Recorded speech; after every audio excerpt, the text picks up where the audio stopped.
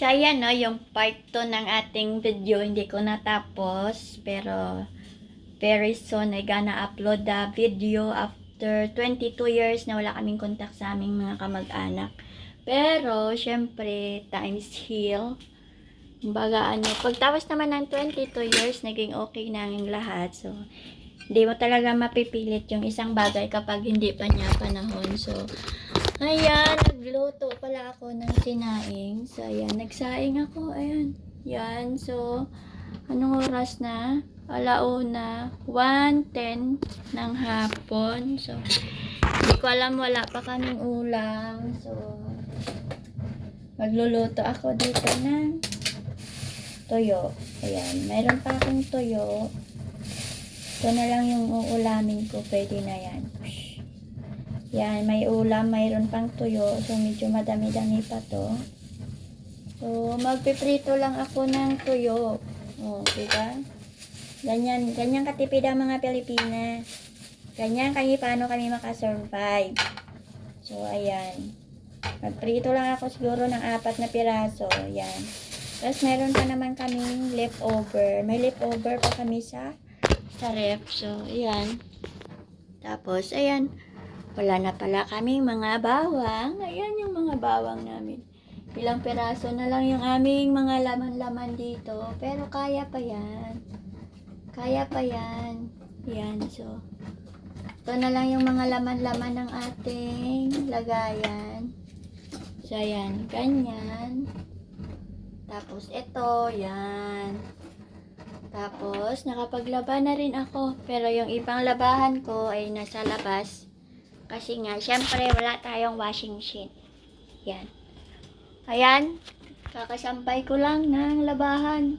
Kasi wala washing machine. So, ayan yung aking labador. Ayan.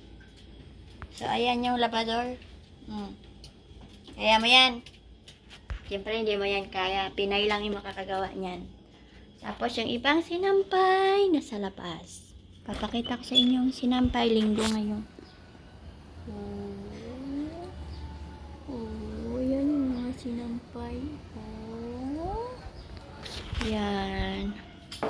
So, linggo ngayon, kaya medyo sarado yung mga bahay ng tao kasi nagpapahinga sila pag linggo. So, ang mga Pinay nagtatrabaho ng 6 days a week. Tapos, 1 day lang yung day off. So, ganyan ka hardworking yung mga Pilipina at kaya namin magtrabaho ng 9 to 18 hours. Kaya wag niyo sasabihin na yung mga Pilipina is umaasa lang. Umaasa lang kanino? Kanino kami umaasa? Wala kaming dapat asahan. So, ayan. Magluluto ako. Ayan yung kusina namin. So, magluluto ako ng aking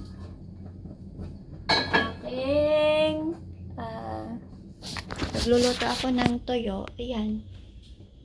Dito ko siya lulutuin. So, meron pa ako ditong used oil. Ayan. Gagamit ako used oil. Sayang. Kaya ang piprituhin ko lang naman ay ang toyo. So, pwede na to. Kahit used oil. Pwede na to sa aming mga Pinay. So, ayan. Ayan, tapos magsusungka lang ako mamaya. Ayan.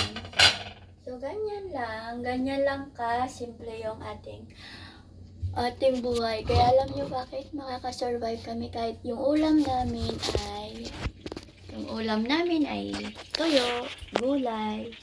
Ayan, so kaya namin makasurvive. So, hindi naman kami we are not a fancy living. We are just living a very, very tawag niyo? We're living on our means. So, today we don't have means, kaya magluluto tayo ng tuyo. Ayan. So, magluluto tayo ng tuyo. Ayan. Ganyan tayo magluto. Ayan. So, ayan yung ulam natin tuyo. Siyempre, ayan. Tapos, suka lang yung katapat niyan. Tapos, pwede na yan. Ayan o. Yan. Kaya nga sabi nila, diba, yung mga Pinay mabubuhay kahit saan. Ewan ko lang kapag hindi ka Pinay, hindi ka ganito. Yan. Aray. Ayan. So, may ulam na ako. Tapos, ayan. Malamig na tubig. Tapos, ayan. Kanin. Ayan. So, hindi tayo mabubuhay pag walang kanin. Hindi kami mabubuhay ng tinapay, itlog. We cannot live on that. Filipina cannot live without rice. But we can live without an husband. Ay. Ayan o. Wow. Kita nyo yan? Ganyan yung aking ulam.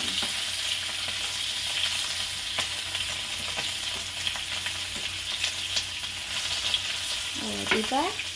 Mayroon na akong ulam. Sige nga, kung kaya mo. Kung kaya mo ng ganyan, saka mo na lang ako yabangan. Saka, don't taste me. Ayan. Tsaring. Ayan. Tapos, syempre, mayroon tayong mangkok. Dito. Maglalagay ako dito ng vinegar. Maglalagay ako ng vinegar. Ayan. So, maglalagay ako ng vinegar dito sa mangkok. Ayan. Ito yung ulam. Sausawan ng tuyo. Ayan. Ang ating ulam. Tapos, ilalagay na natin itong tuyo. Taray!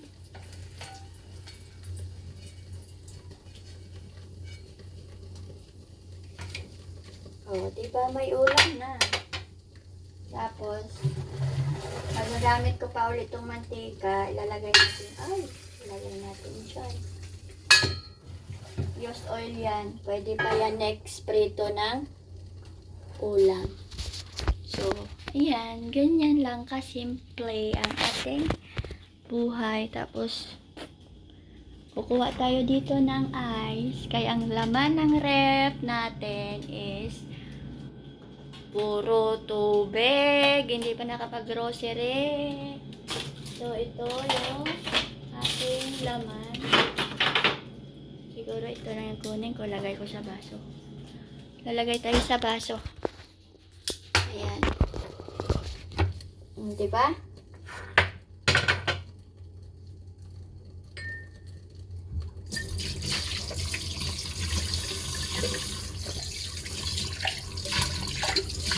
Masakit yung likod ko kasi siyempre naglaba na naman ako.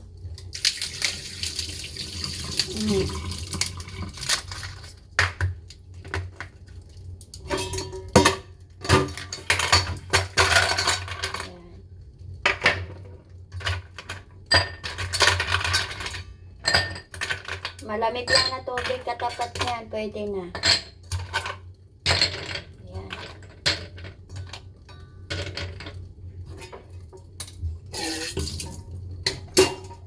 Ayan. So, kakain na tayo. Super easy lang yung ating ulam ngayon. Huwag natin masyadong stressin yung buhay kasi I'm done with the stress. So, I do not like more stress.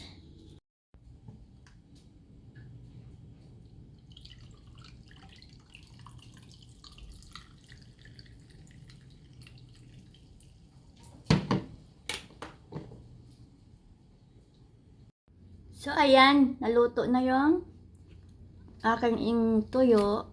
Tapos, mayroon akong nesty. Ayan. Suka. Tapos, isda. Tuyo.